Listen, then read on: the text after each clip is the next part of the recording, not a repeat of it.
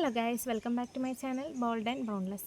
ബഹിരാകാശ യാത്ര നടത്തിയത് മനുഷ്യന്മാർ മാത്രമല്ല, ചില മൃഗങ്ങൾക്കും അതിനുള്ള അവസരം ലഭിച്ചിട്ടുണ്ട്. അതിനുള്ള ഭാഗ്യം ലഭിച്ചിട്ടുണ്ടെന്ന് ഞാൻ പറയില്ല, അതിനുള്ള അവസരം ലഭിച്ചിട്ടുണ്ട്. പോയ മൃഗങ്ങളിൽ പലരും പിന്നീട് കുറച്ച് ദിവസങ്ങൾ മാത്രം ജീവിക്കുകയോ അങ്ങനെ പരീക്ഷണങ്ങൾക്ക് വിധേയമാവുകയോ ചെയ്തിട്ട് അവരുടെ ജീവൻ ഹോമിച്ചവരാണ്. അപ്പോൾ ഇന്ന് പറയുന്നത് രണ്ട് ബഹിരാകാശ യാത്ര നടത്തിയ മൃഗങ്ങളെക്കുറിച്ചാണ്. ആദ്യം പറയുന്നത് ഒരു പൂച്ചയെക്കുറിച്ചാണ്. ബഹിരാകാശ യാത്ര നടത്തിയ ഒരേ ഒരു പൂച്ച ആണ് ഫെലിസെറ്റ്. ഫ്രഞ്ച് ബഹിരാകാശ ഏജൻസി 14 പൂച്ചകളെ കഠിനമായ പരിശീലനം നൽകി ബഹിരാകാശ യാത്രയ്ക്ക് വേണ്ടി തയ്യാറെടുപ്പിച്ചിട്ടുണ്ടായിരുന്നു. ആ 14 പൂച്ചകളിൽ നിന്ന് സെലക്ട് ചെയ്തിട്ടുള്ള ഒരു പൂച്ചയാണ് ഫെലിസെറ്റ് എന്ന് പറയുന്ന പൂച്ച. അപ്പോൾ ഇത് വെളുപ്പിൽ കറുപ്പ് പുള്ളികളുള്ള ഒരു പൂച്ചയായിരുന്നു. അങ്ങനെ ബഹിരാകാശ യാത്രയ്ക്ക് അയക്കുന്നതിന് മുൻപ് ഈ പൂച്ചയുടെ തലച്ചോറിൽ ഒരു ഉപകരണം ഫിറ്റ് ചെയ്തിട്ടും ഉണ്ടായിരുന്നു. എന്തെന്ന് വെച്ചിട്ടുണ്ടെങ്കിൽ ബഹിരാകാശ യാത്രയിൽ അതിന് അനുഭവപ്പെടുന്ന നാഡീവ്യവസ്ഥയിൽ ഉണ്ടാകുന്ന മാറ്റങ്ങളെക്കുറിച്ച് പഠിക്കാൻ വേണ്ടിയിട്ടായിരുന്നു അങ്ങനെ ഒരു ഉപകരണം ഫിറ്റ് ചെയ്തിട്ടുണ്ടായിരുന്നത്.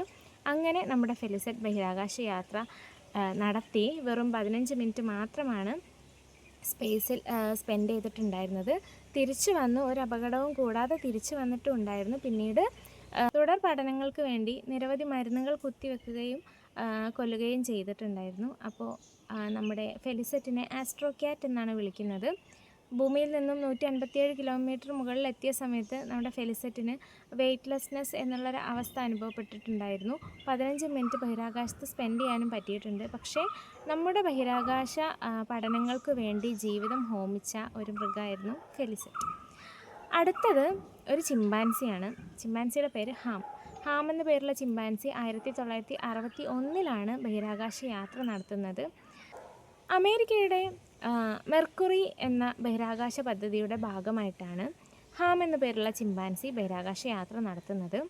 അപ്പോൾ മറ്റുള്ള മൃഗങ്ങളിൽ നിന്ന് വ്യത്യസ്തമായിട്ട് ഈ ഹാമിന് ബഹിരാകാശ പേടകങ്ങളുടെ ലിവറുകളൊക്കെ പ്രവർത്തിപ്പിക്കാനുള്ള കഴിവുണ്ടായിരുന്നു.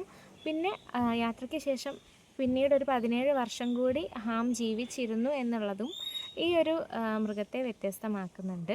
ബഹിരാകാശ യാത്ര നടത്തിയ 2 മൃഗങ്ങളെക്കുറിച്ചാണ് ഇന്നത്തെ വീഡിയോയിൽ പറഞ്ഞത്. പുതിയൊരു ടോപ്പിക്കായിട്ട് നമുക്ക് വീണ്ടും കാണാം.